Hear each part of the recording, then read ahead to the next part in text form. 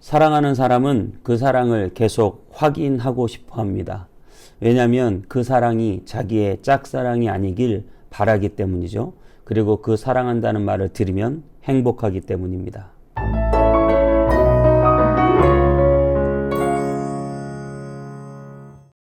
안녕하세요. 검단에 있는 온땅이빛 성문교회 서정혜 목사입니다. 오늘 예수님의 그 베드로와의 사랑 고백을 통해서 우리가 귀한 말씀을 나누는 시간 되도록 하겠습니다. 오늘 보실 말씀은 요한복음 21장 15절에서 25절까지입니다. 그들이 조반 먹은 후에 예수께서 시몬 베드로에게 이르시되 요한의 아들 시몬아 내가 이 사람들보다 나를 더 사랑하느냐 하시니 이르되 주님 그러하나이다. 내가 주님을 사랑하는 줄 주님께서 아시나이다.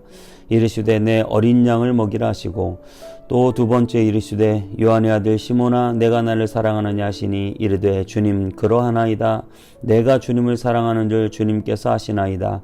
이르시되 내 양을 치라 하시고 세 번째 이르시되 요한의 아들 시몬아 내가 나를 사랑하느냐 하시니 주께서 세 번째 내가 나를 사랑하느냐 하심으로 베드로가 근심하여 이르되 주님 모든 것을 아시오매 내가 주님을 사랑하는 줄을 주님께서 아시나이다. 예수께서 이르시되 내 양을 먹이라. 내가 진실로 진실로 내게 이르노니 내가 젊어서는 스스로 띠띠고 원하는 곳으로 다녔거니와 늙어서는 내 팔을 벌리리니 남이 내게 띠띠우고 원하지 아니하는 곳으로 데려가리라. 이 말씀을 하심은 베드로가 어떠한 죽음으로 하나님께 영광을 돌릴 것을 가리키시 미러라. 이 말씀을 하시고 베드로에게 이르시되 나를 따르라 하시니 베드로가 돌이켜 예수께서 사랑하시는 그 제자가 따르는 것을 보니 그는 만찬석에서 예수의 품에 의지하여 주님을 파는 자가 누구니까 묻던 자더라. 이에 베드로가 그를 보고 예수께 여짜오되 주님 이 사람은 어떻게 되겠사옵나이까? 예수께서 이르시되 내가 올 때까지 그를 머물게 하고자 할지라도 내게 무슨 상관이냐? 너는 나를 따르라 하시더라. 이 말씀이 형제들에게 나가서 그 제자는 죽지 아니하겠다 하였으나 예수의 말씀은 그가 죽지 않겠다 하신 것이 아니라 내가 올 때까지 그를 머무게 하고자 할지라도 내게 무슨 상관이냐 하신 것이라. 이 일들을 증언하고 이 일들을 기록한 제자가 이 사람이라. 우리는 그의 증언이 참된 줄 아노라. 예수께서 행하신 일이 이 외에도 많으니 만일 낱낱이 기록된다면 이 세상이라도 그 기록된 책을 두기에 부족할 줄 아노라. 아멘. 여보 나 사랑해? 라고 물어볼 때가 있습니다. 그 말은 못 믿어서라기보다 사랑을 확인하고 싶기 때문이죠. 입술로 그 말을 직접 듣는 것이 행복감과 안정감을 주기 때문입니다. 몰라서 묻는 것이 아니라 확인하고 직접 듣고 싶은 것이죠. 그 확인하는 것 때문에 마음이 기쁜 것입니다. 여러분, 하나님께서 우리에게 원하시는 것은 무엇일까요? 돈을 원하실까요? 아니면 헌신, 충성을 원하실까요? 물론 다 원하실 것 같습니다. 하지만 여러분, 거기에 사랑이 없으면 아무런 소용이 없습니다. 사랑이 없는 헌금은 마치 뇌물같이 이걸 해줄 테니 나한테 잘 봐줘라. 그렇게 될 수 있고요. 또 사랑 없는 헌신은 굴종이 됩니다. 사랑 없는 충성은 마치 아부하는 것처럼 충성 경쟁, 자기 사리사욕이 될 수도 있습니다. 정말 하나님을 사랑해서 헌금도 하고 헌신도 하고 하나님을 사랑해서 우리가 충성도 하는 것이죠. 그 사랑 이외에 우리가 무언가 얻기를 원해서 아니면 어떤 피해를 당하지 않기 위해서 그런 것들을 한다면 여러분 그것은 잘못된 것이죠. 우리는 주님을 사랑하기 때문에 모든 것을 하는 것입니다. 하나님께서 우리에게 가장 원하시는 것은 사랑입니다. 하나님은 사랑이시기 때문이죠. 하나님을 사랑하는 것, 그 사랑으로 우리가 모든 것을 하는 것입니다. 여러분, 예수님은 오늘 베드로에게 물어보십니다. 너 나한테 얼마나 충성할래? 너 나한테 얼마나 헌신할래? 그렇게 물어보는 것이 아니죠. 베드로는 예수님을 배반했습니다. 그렇게 자신 있게 주님을 버리지 않겠다고 말해놓고 예수님을 부인했습니다. 모른다 했습니다. 예수님이 신문 받는 현장에서 불을 쬐다가 한 작은 소녀의 고발에 당황하여 예수님을 모른다고 있습니다. 누가복음 22장 60절에서 62절 이렇게 말하고 있습니다. 베드로가 이르되 이 사람아 나는 내가 하는 말을 알지 못하노라. 아직 말하고 있을 때에 닭이 곧 울더라. 주께서 돌이켜 베드로를 보시니 베드로가 주의 말씀 곧 오늘 닭 울기 전에 내가 3번 나를 부인하리라 하심이 생각나서 밖에 나가서 심히 통곡하니라. 베드로가 3번째 부인했을 때 닭이 울었습니다. 그리고 61절엔 묘한 말이 나옵니다. 주님께서 돌이켜 베드로를 보셨고 그리고 베드로가 닭 울음소리를 듣고 주의 말씀이 생각났다. 그래서 나가서 심히 울었다. 그 말은 마치 예수님과 그 빌라도 법정에 서 있는 예수님과 그 밖에 서 있는 베드로가 이렇게 눈을 싹 이렇게 마주치는 것 같은 그러한 상황을 연상시킵니다. 서로 눈빛이 마주쳤고 그때 닭이 울었습니다. 닭이 울기 전에 내가 나를 3번 부인하리라 한 말씀이 떠올라 나가서 심히 통곡했습니다. 베드로는 성격이 급한 사람입니다. 호언장담합니다.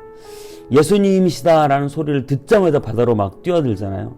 예수님께서 바다 위를 걸을 때도 홀로 주님이시면 오라소서 그러면서 바다 위를 인류 최초로 아마 걸은 유일한 사람이지 않을까, 잠깐이라도요. 그리고 예수님을 잡으러 오니까 제사장의 부하인 그 말고의 귀를 칼로 그냥 잘라버리기까지 급하고 호언장담하던 베드로. 그 베드로는 끝까지 주님을 사랑한다고 고백할 줄 알았는데 이제 베드로의 대답이 바뀌었습니다. 이렇게요. 내가 주님을 사랑하는 줄 주께서 아십니다. 그 말은 어떤 의미일까요? 베드로는 주님을 사랑하지만 자신의 의지를 믿을 수 없었던 거죠. 여지껏 호언장담했다가 그것이 다 이렇게 도루묵이 되는 것을 보면서 이제 더 이상 자신의 의지를 믿지 못하는 거예요. 넘어진 자신을 보았습니다. 내가 주를 사랑하는 것을 주님이 아십니다. 이렇게 말할 수밖에 없는 거죠. 그 말은 자신의 의지가 아니라 주님이 나를 아는 그것, 내가 주님 사랑합니다. 그게 아니라 주님, 내가 주님 사랑하는 것, 주님이 내 속을 다 아시니까 아시죠. 이렇게 주님의 아심을 의지해서 고백을 하는 것이죠. 더 이상 자신의 의지가 아니라 주님의 그 지혜, 주님의 아심을 의지하는 사람이 되었다는 것이죠. 자신의 의지와 능력 믿는 사람이 아니라 주님의 아심과 주님의 주대심과 주님의 능력을 의지하는 사람이 되었다라고 하는 것입니다. 그래서 주님을 사랑한다는 말을 어떻게 지금 이 상황에서 내가 표현할 수 있을까? 나는 이미 한번 표현했다가 배반한 사람인데 최선을 다해서 한 고백이요. 베드로 입으로 나오는 고백이 내가 주를 사랑하는 줄 주께서 아십니다. 그것을 예수님은 3번 물어보십니다. 왜요? 베드로가 3번 부인했잖아요. 주님 모른다고. 예수님이 3번 물어보시면서 확인하는 거예요. 그래서 마치 그때 기억을 회상 하는 걸 수도 있고요. 그리고 이 앞에 절에 보면 예수님이 이제 불을 준비하고 거기에다가 고기와 떡을 구워 주시는데요. 그 베드로가 불을 쬐다가 그 추운 밤중에 신문 받는 예수님을 지켜보면서 멀리서 지켜보면서 불을 쬐다가 그 불이 생각났을 거예요. 불을 쬐다가 괜히 사람들 사이에 가서 불을 쬐다가 작은 소녀의 고발 때문에 예수님을 부인하게 되잖아요. 여러분, 그래서 베드로에게 3번 물어보셨습니다. 그리고 베드로는 똑같이 내가 주님 사랑하는 줄 주께서 아십니다 라고 고백했습니다. 예수님은 그 말을 듣고 마음이 기뻤을 것입니다. 감동이 있었을 것입니다. 배반하고 다 버리고 떠났어도 다시 찾아와서 그 고백을 하는 베드로가 좋았습니다. 그래서 여러분, 예수님은 정말 그런 분이시죠. 우리가 아무리 주를 떠났어도 다시 돌아와서 주님, 내가 주님 사랑하는 것을 주님이 아십니다. 우리가 그렇게 고백하면 다시 주님은 기뻐하십니다. 너무 행복해 하십니다. 그래, 다시 한번 물어보자. 나를 정말 사랑하니? 네, 주님, 내가 주님 사랑하는 것 주님이 아십니다. 그래, 다시 한번 물어보자. 나를 사랑하니? 네, 주님, 내가 주님 사랑하는 것 주님이 아십니다. 그래, 다시 한번 물어보자. 정말 사랑하니? 네, 내가 주님 사랑하는 것 주님이 아십니다. 그 확인, 그 말을 계속 듣고 싶으신 거죠. 그 말을 통해서 예수님이 혼자 짝사랑하는 게 아니라는 것을 확인하고 싶으셨고, 그 고백을 들을 때마다 예수님의 마음에는 흥분이 있었을 것입니다. 너무 기쁘셨을 거예요. 그리고 이렇게 말씀하십니다. 내 양을 먹이라. 여러분, 이것은 놀라운 사명을 주는 것인데요. 사랑을 확인하고 나서 뭔가 큰 짐을 덜컥 던져주는 것 같은, 나 사랑해? 그러면 이 정도는 해줘야지. 이렇게 덜컥 던져주는 것 같지만, 여러분, 이 소명이라고 하는 것은 베드로의 마음을 뛰게 하는 것이죠. 여러분, 사람이 삶의 의미를 찾는다는 것은 굉장히 중요한 것입니다. 이것은 어떤 짐이 아니에요.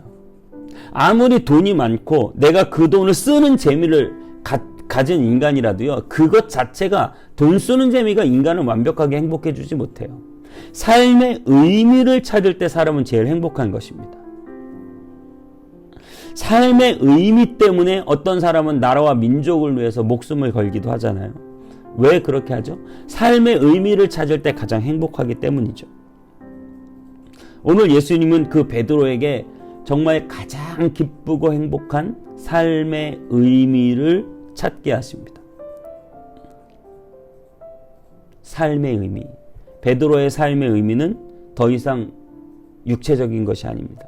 베드로의 삶의 의미는 더 이상 물고기 잡는 이런 어업하는 일이 아닙니다. 베드로의 삶의 의미는 이 땅의 것이 아닙니다. 삶의 의미는 하늘에 속한 것이고, 하나님의 나라와 하나님의 영광과 하나님의 복음과 영혼을 구원하는 사명을 베드로에게 주시고, 그 사명을 받아든 베드로는 가슴이 흥분되고 떨릴 수밖에 없는 것이죠. 지옥 갈 백성이 천국 가는 이 놀라운 일에 쓰임받게 되는 것, 이것보다 귀한 사명이 어디 있을까요? 의사는 죽을 사람을 살렸을 때 엄청난 삶의 의미를 발견할 것입니다. 변호사는 억울하게 누명을 쓰고 감옥 갈 사람을 구제해 줬을 때, 무죄받게 했을 때 엄청난 삶의 희열을 느낄 거예요. 여러분, 목사는 역시 죽어가는 영혼들을 구원했을 때 얼마나 기쁘고 행복한지 몰라요. 여러분도 마찬가지입니다. 성도는 우리 모두 이 사명을 받은 사람들입니다. 영혼을 살려내는 이 귀한 사명을 저와 여러분들이 다 받았다는 사실을 믿으시기 바랍니다. 삶의 의미를 우리는 드디어 깨닫게 된 것이죠. 내 양을 먹이라. 주님을 사랑하는 우리에게, 그래, 그럼 내 일을 좀 해라. 내 양을 먹이라. 이것이 얼마나 우리를 기쁘게 하고 행복하게 하는지 모릅니다. 주님은 저와 여러분을 사랑하십니다. 또한 사랑을 주시길 기뻐하시고 그 사랑을 확인하며 기뻐하십니다. 우리가 주님을 사랑한다고 고백하면 너무 기뻐하십니다. 그것이 예수님의 행복입니다. 그리고 그렇게 사랑하는 자에게 예수님은 삶의 의미를 찾게 해주십니다. 죽어가는 영혼을 살리는 이 놀랍고도 중요한 왕같은 제사장의 사명을 저와 여러분들에게 주시는 것입니다. 죄를 사하는 권세를 주시는 것이죠. 내 양을 먹이라는 사명, 여러분 우리 모두 귀하게 받으시고 하나님의 복음 전파에 우리의 삶의 의미를 되찾게 되시는 저와 여러분 다 되시기를 주님의 이름으로 축복합니다. 기도하겠습니다.